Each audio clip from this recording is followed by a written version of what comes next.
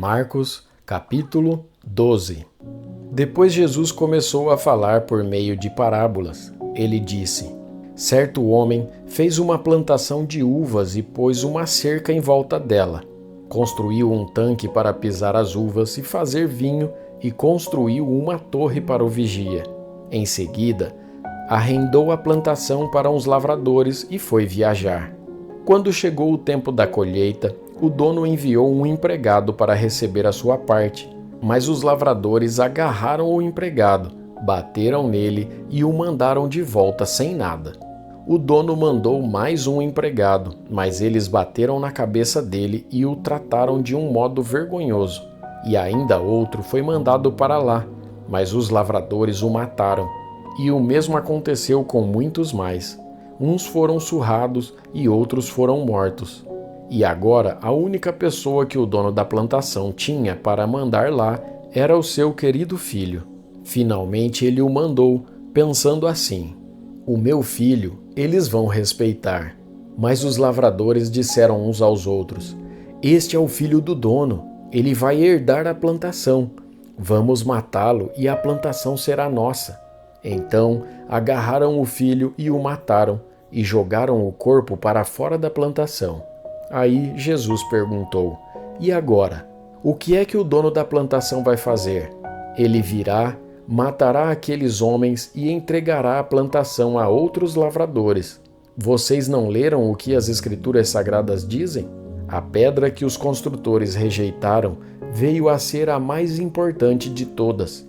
Isso foi feito pelo Senhor e é uma coisa maravilhosa. Os líderes judeus sabiam que a parábola era contra eles e quiseram prender Jesus, mas tinham medo do povo. Por isso, deixaram Jesus em paz e foram embora. Depois, mandaram que alguns fariseus e alguns membros do partido de Herodes fossem falar com Jesus a fim de conseguirem alguma prova contra ele. Eles chegaram e disseram: Mestre, sabemos que o Senhor é honesto e não se importa com a opinião dos outros. O Senhor não julga pela aparência, mas ensina a verdade sobre a maneira de viver que Deus exige. Diga, é ou não é contra a nossa lei pagar impostos ao imperador romano?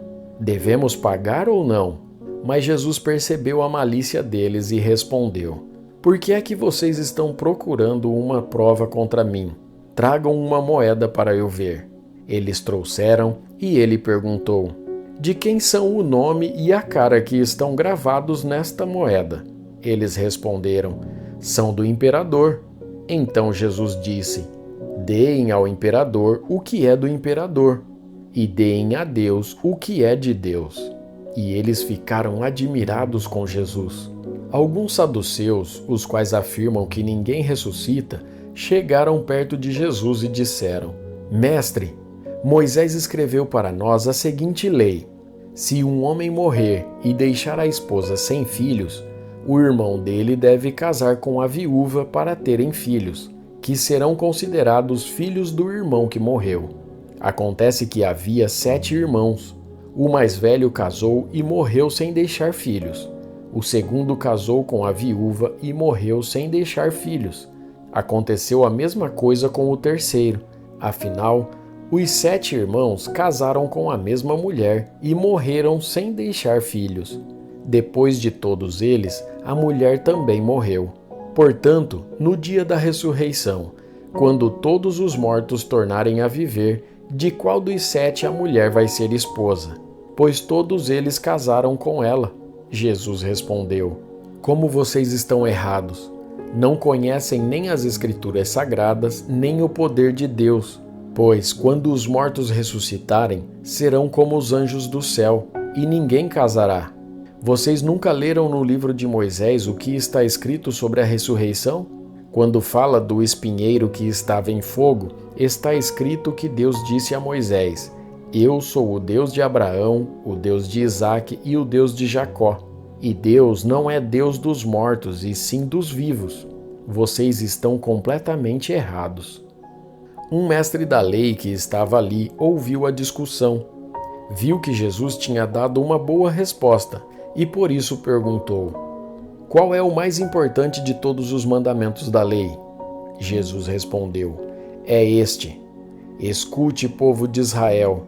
O Senhor nosso Deus é o único Senhor. Ame o Senhor seu Deus com todo o coração, com toda a alma, com toda a mente e com todas as forças. E o segundo mais importante é este: ame os outros como você ama a você mesmo. Não existe outro mandamento mais importante do que esses dois. Então, o mestre da lei disse a Jesus: muito bem, mestre. O Senhor disse a verdade.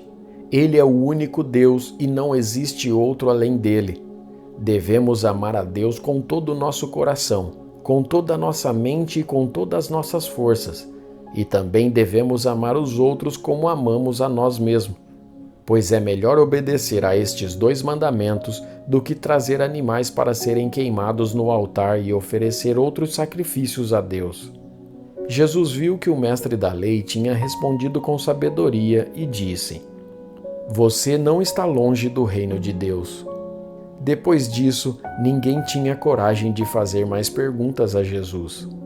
Quando Jesus estava ensinando no pátio do templo, perguntou: como podem os mestres da lei ensinar que o Messias é descendente de Davi?